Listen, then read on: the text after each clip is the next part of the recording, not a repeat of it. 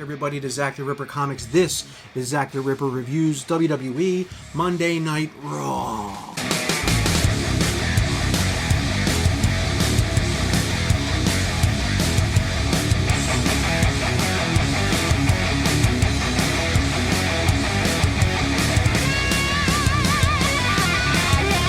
And right off the bat, I want to give a shout out to my patrons, Joey Ushak, Anthony Ushak, Aaron Connor, Lauren Hibbert, and Elizzy Borden. Thank you guys very much. Your patronage goes a long way in helping the growth of this channel and the Zack the Ripper Comics community.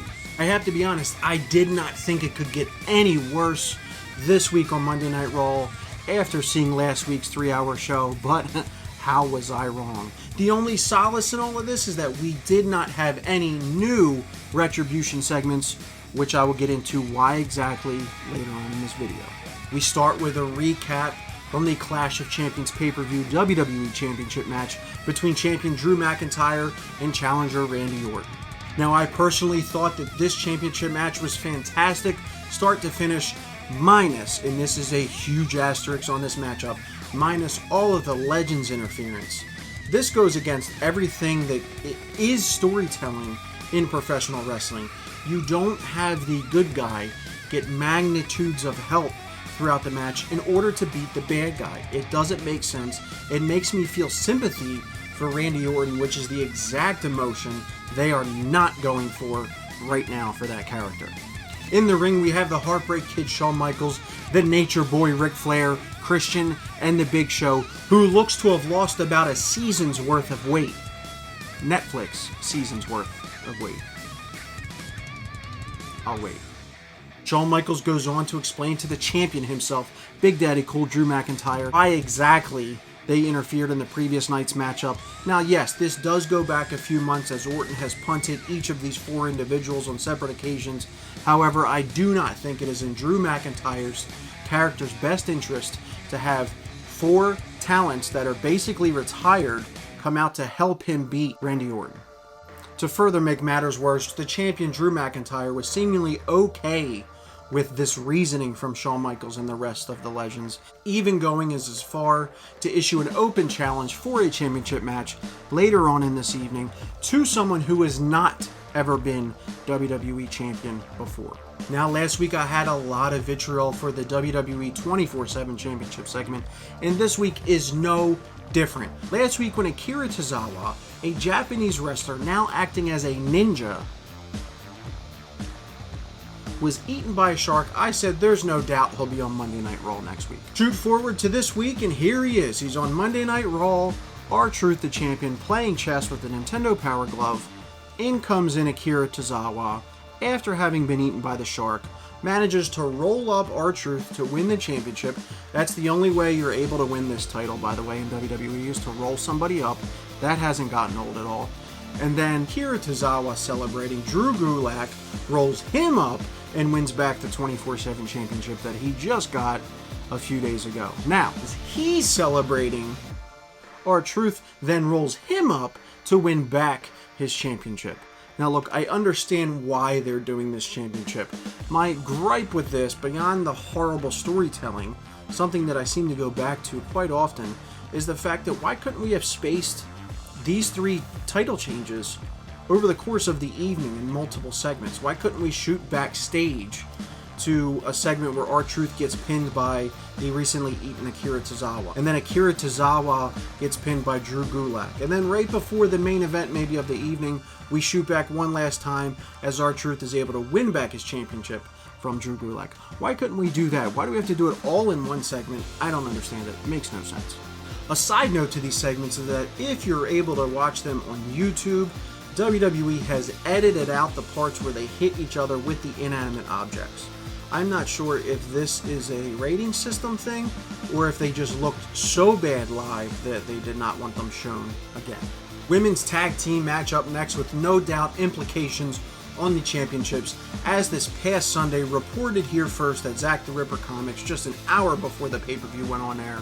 Both Shayna Baszler and Nia Jax were unable to compete at the pay-per-view, presumably due to the COVID-19 outbreak down at the Performance Center, down at the Amway Center, where WWE has been performing all of their shows. They did say, however, on that broadcast and Monday Night Raw that the championship match will still take place between the Riot Squad and the champions down the road at a later date. However, as we know with WWE, anything can happen. Things can change. So now we have a women's tag team match that I actually was very much into for a few reasons. The first, Natalya and Lana have matching gear. The black pleather with the hot pink. I like the look of it, and I like that they look like a tag team. And the same goes for Mandy Rose and Dana Brooke. I've said before that Dana Brooke is 100% underrated, and the only thing she did wrong here tonight in this matchup was for some reason not pull her kick pads up all the way during her entrance. Mandy Rose with the huge pump knee right into Lana's face. It's enough to get the 3 count and the victory for her team. It's clear that WWE was not happy with the way Lana portrayed herself online along with her now AEW injured superstar husband Miro.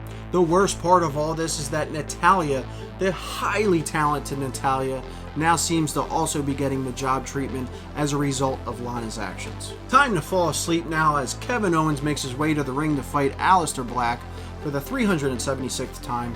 Aleister Black's gear sucks. This match was horrible. However, I did like the finish. It's a tease for this feud to obviously continue. Wish WWE remembered how to create long-term feuds without having the participants in those feuds fight each other every single week to a non-decisive finish. News coming out of Sunday's Clash of Champions pay-per-view is that the partner of Andrade, Angel Garza, was injured in that matchup with the tag team champions, the Street Profits. That's why the finish came off the way it did. Now moving to Monday Night Raw, it looks like Andrade is back in the singles competition. He seems to thrive the best when in singles programs. He would take on Keith Lee, everybody's new favorite talent, the Limitless Keith Lee. Everybody knows how much I love him from last week's video, and this week was no different, as he was huge and throwing Andrade around, but never changed his facials and was in first gear the whole time. He was able to hit the Spirit Bomb for their victory. No real surprise there. WWE Championship match up next as Drew McIntyre makes his way to the ring for his open challenge. We think it's going to be Dolph Ziggler. Drew makes it clear that former champions cannot accept the challenge. Dolph makes it clear that it's not him, but rather his former tag team partner, the glorious one, Bobby Roode. Now, surprisingly, to most people, I enjoyed this match. I think Drew is an excellent worker who needs character help. I think Bobby Roode is a fantastic wrestler and has a great look, albeit being small. I like the style of match that they did. It was very old school. I very much enjoyed the long figure 4 portion. My only gripe within this matchup is that I don't like seeing the larger champion Drew McIntyre take moves such as the Spinebuster from Robert Roode. McIntyre with the Claymore on Dolph Ziggler, followed by another one right on Robert Roode. 1, 2, 3, our champion retains. WWE Hall of Famer Jerry the King Lawler brought back to Raw this week in COVID-19 pandemic conditions in order to host a cringeworthy segment set on a couch nonetheless between the Mysterio family. Now, in true Jerry Lawler fashion, he would go on to stir the pot between all of the family members, not before Seth Rollins, the Messiah of Monday Nights, would appear on the screen to show everybody that Aaliyah and Murphy had been texting each other over the past week as he had taken Murphy's cell phone. The Mysterios were upset by this, leading to Aaliyah once again walking out on her family.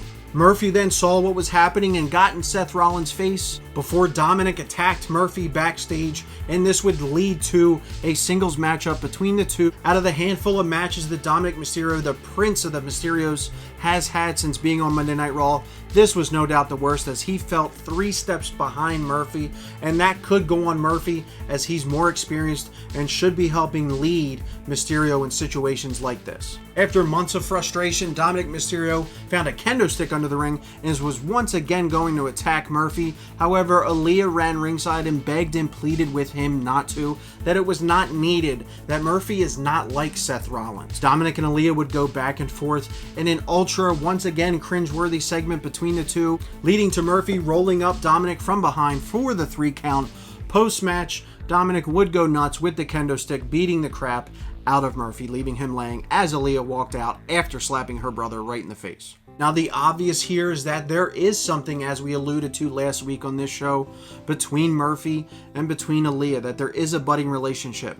However, one must wonder, is this where it's going to lead, or is this another big plan in Seth Rollins' scheme to get at the Mysterios? Or as a third option, could this start leaning towards Murphy versus Rollins, with Seth eventually stealing Aaliyah for himself? One of the biggest tropes of WWE today is that they have these rematches from a pay-per-view, either the night after the show on Raw or the Friday after on SmackDown, and we were blessed with another one here tonight. The Raw Women's Championship was on the line as Asuka once again defeated Zelina Vega. I can't help but feel like this is leading somewhere more, that they are not done with Zelina Vega as a challenger yet, and I honestly see this ending with Zelina Vega becoming the Raw Women's Champion, perhaps at Hell in the Cell or maybe after.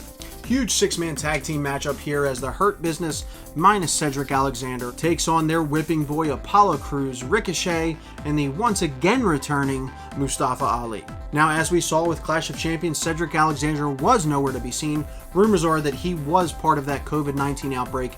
And speaking of the COVID-19 outbreak, this brings us to the big portion of today's show about Retribution. You remember Retribution. Just last week, they debuted their new look, their new names, the Mad Max loving, Bane mask wearing little rascals themselves. They were not at the pay-per-view. They have not been at any pay-per-view since the inception of this angle, and they were not at Monday Night Raw either. During this six-man tag team matchup, the lights flickered and the Retribution graphics splashed all over the screen to distract the Hurt Business, allowing Mustafa Ali to pick up the victory. And the reasoning that Retribution was not in the building is that they were again also sufferers of the COVID-19 outbreak that occurred at the Performance Center and at the Amway Center. I do not wish COVID-19 or anything on any of these talents. However, if you're not going to adhere to the pandemic regulations, if you're not going to wear a mask, and a real mask, not a Bane mask, if you're not going to stop having your stupid frat parties down in Florida, then this is what's going to happen. You're going to get COVID-19, you're going to get sick, you're going to have to quarantine. Stop being stupid. Now, I just want to plant this one little seed, is that there were rumors months and months and months ago that the mysterious hacker on SmackDown was Mustafa Ali, that had been changed and that character became Retribution as a group. Now, it is odd that right after Retribution debuted, Mustafa Ali was able to make his comeback against the Hurt Business before disappearing again, as Retribution has seemingly been targeting the Hurt Business. And just in this matchup, as I said earlier, Mustafa Ali able to get the pinfall victory following the distraction of Retribution. Could Mustafa Ali be the mind behind Retribution? Could he have brought them to Monday Night Raw? Now, last week on Zach the Ripper Reviews Friday Night SmackDown, I said that sometimes a non-match main event on your weekly shows is much better for storytelling purposes and helps build to the pay-per-views much better. And we got that on Monday Night Raw this week, so I will give them credit for that. However, I recommend going and looking up this segment, as it was one of the worst segments I have ever seen on television, period. We shot backstage to where we saw a 6'5" hooded masked janitor walking towards the Legends locker room because they need their own locker room. And before entering, he revealed himself to be Randy Orton. As he walked into the locker room, he then put his Virtual Boy goggles on, turning off the lights before anybody could say or do anything, proceeded to beat the crap out of these legends, and then turned the lights back on to reveal that it was him yet again, then putting the mask back on and leaving the room. None of this made any sense. This was completely cringeworthy. I was sitting with people that don't always watch wrestling. They were embarrassed by this, embarrassed for me, embarrassed for themselves having watched it. I don't understand who the audience is for this. Just like last week when Akira Tozawa was eaten by a shark and then appeared this week, I don't understand who the audience is. Now, on one hand, you'll get someone like a Bruce Pritchard who says, hey, it's wrestling, it's cartoons, it's all in fun, don't take it so serious. On the other hand, you'll get a guy like Bruce Pritchard who says that professional wrestling needs to be taken serious. Professional wrestling is all about, in the eye of the beholder, watching this and believing. Well, I can't believe if you're telling me that it's fake. I can't believe if you're telling me that it's a cartoon. I can't believe if you don't allow me to. When I go to the movies, I don't have actors in the movies look at the camera and tell me that I'm watching a movie. The only thing missing from this entire segment was Lucas Barton putting on the Power Glove and looking at Randy Orton talking about this entire show and saying, "It's so bad." Now, I made a phone call to the Dean himself, and we sat down and decided this Monday Night Raw gets a D-. Not the worst show I've ever seen in my life, but definitely damn near close to it. I want to thank everybody for liking the Facebook page, finding us on Instagram, hitting up that eBay store for all of your comic book needs, liking this video, and subscribing to us on YouTube as it goes a long, long way. Until next time.